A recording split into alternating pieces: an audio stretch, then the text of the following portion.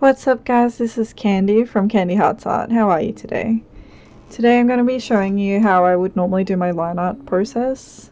I start off by getting a darker color and lowering the opacity on my sketch layer, just adding a new layer. I'm using the Psyche G pen here. The reason I like using this pen in particular is because it has a very tapered, flowy effect like this, where it goes from very small at one end to larger the more pressure that you put on it. So you can end up with nice tapered edges without having very much effort like this. I use doing my line art as a very meditative, relaxing kind of state for me to be in. And I just take it at my own pace and do it very slowly. I like to use this as a reflective kind of time, or when I'm watching my shows. Like at the moment I've been watching Lucifer while I've been doing this. I've already watched Lucifer once before a long while ago, but it's such a good show, so I'm just giving it a watch again. Then with eyelashes or like closed spaces like this, I like to drop the color in here like this, and then I'm using my pencil sketch brush, which I use for sketching, just to blend out those edges there, because you can see there's like a pixely kind of line along that edge there, which you don't really want. It's not ideal, so just you go ahead and blend that out. It might take a little bit of time just to get all of those lines off there. I mean, I'm not even sure if you see it from far away, but I like to blend it out. It's just part of my process. This is what I like to do. You don't have to. So when I'm drawing the eyes, I just use this Psyche G pen here, and I go ahead and outline along the lash line, and I go from really small like pressure to a firmer pressure on the edge there to give it that sort of really tapered look. And if those two lines don't join up, they don't interconnect, you won't be able to drop color in there. So I'll just go ahead and, using a very light pressure, I will join them up. And I'm doing the same thing that I did on the other side, but I just use the Psyche G pen this time. Whatever feels most comfortable to you at the time really is what I go for. I don't like follow any particular process. I just do what feels intuitive and natural to me at the time, what feels comfortable, what makes me happy. And I think that's the biggest, most important thing about doing your line art, is to not take it too seriously. Not worry about making mistakes. Just go in there and have fun. If you do make a mistake though, you can just double tap on the screen like so with two fingers, like one from each hand, and it will just undo the line you just did. You can also hold it down if you want to erase multiple lines in one go. So right here I'm just outlining the nostrils, and I just use a very light pressure here and just take that at my own pace. Then I'm going to go and outline the outside edges of the nose with a very light pressure on my pen.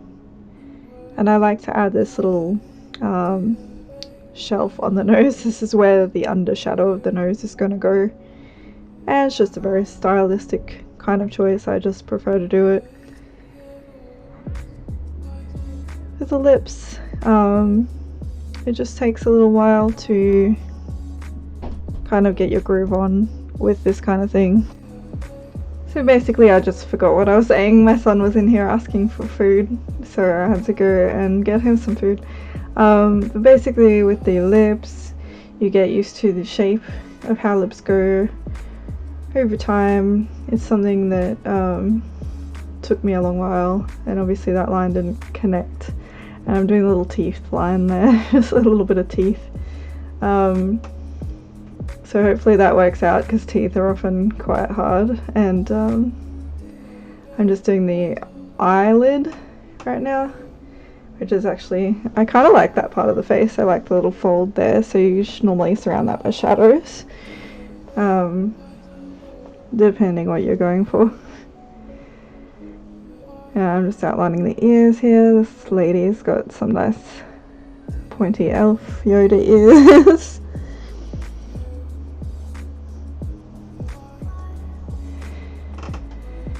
I try not to add too many details because they get lost. when you're posting online anyways. Hands, we just do little knuckles, little fingernails. I like to add these little crescent moon kind of shapes on the knuckles like that. I don't know if that's what shape you'd call it, but that's just my stylistic choice. Yeah, I had to learn how to draw frills recently so that I could do these kind of lingerie kind of shirts, and if you're doing some clothes you just need to erase that edge piece of skin, and for this I use a brush called the Adeline brush, which doesn't taper, but it's just a little bit easier to draw these little details in. The Psyche G pen has a hard time curving for little details like that, so I try not to use it too much for little things like that. But frills, yeah, they just followed this basic same shape. Oh, my program crashed, so that was fun. Thanks, Apple. Same thing here, just the Adeline brush.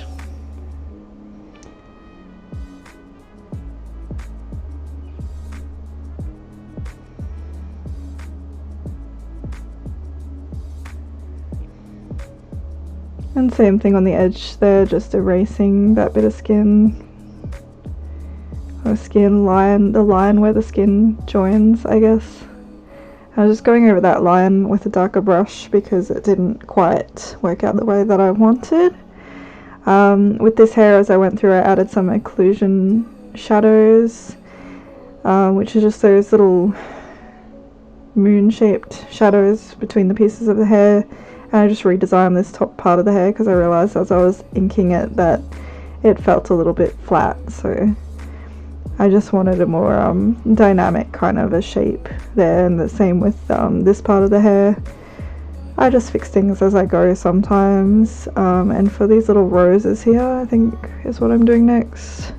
Yeah, I just use the Adeline brush again, and with that brush I just kind of press it and unpress it, if that makes sense, like apply pressure and release the pressure as I'm drawing the line, so that I get that nice varied kind of line there, and I'm making like wavy kind of shapes with it as I go, just to make the line a little bit more interesting. And in full artist laziness, I just copy and paste digital art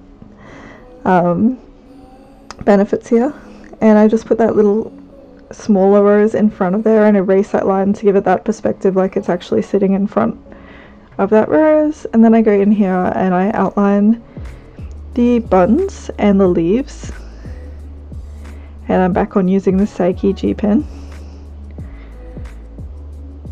So there's only two pens I really use for doing my line art, and I'll probably post a link to them, or I will be selling them on my Gumroad shop.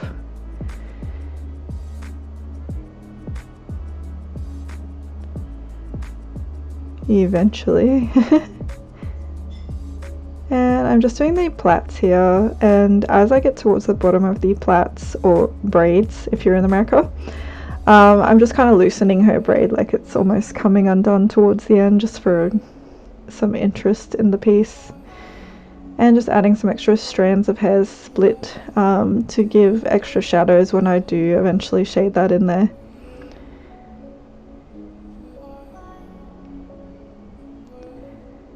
Line art is quite relaxing and fun now. I never used to like it very much when I first started it, so I don't know, just really stick with it and give it some time and practice is my honest advice about it. Give it some time to try and enjoy it. Like, just pay attention to how you're really feeling while you're doing the line art, and then kind of alter how you approach it, if that makes sense. With these, I just realized that there was like a big gap in here, and I wanted to fill it in with some interesting kind of hair pieces, so I just did that. And it's not the most cleanest because I just added it in, but it's whatever. So then I'm going in the other side, and I like making these interesting little shapes with hair. I think hair is probably my safe space, or my fun place, or I don't know what you want to call it, relaxing, kind of meditative place to be when I'm in the zone of inking the line art for hair. And a lot of it is improvising and just adding in extra bits where I see that I want to. Thank you for taking the time to watch this line art tutorial today. I hope you all have a lovely day, and don't forget to like and subscribe and comment on the video, and feel free to donate to my Ko-fi if you want to help me support me on my artist journey. I love you guys. Take good care of yourselves. Bye.